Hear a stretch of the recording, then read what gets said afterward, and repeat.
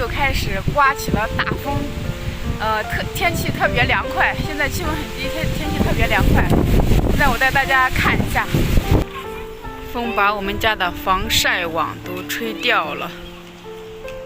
平常的话，就是气温特别高，村里面都看不到这些小孩子。今天下午天气特别凉快，然后小孩子就特别多。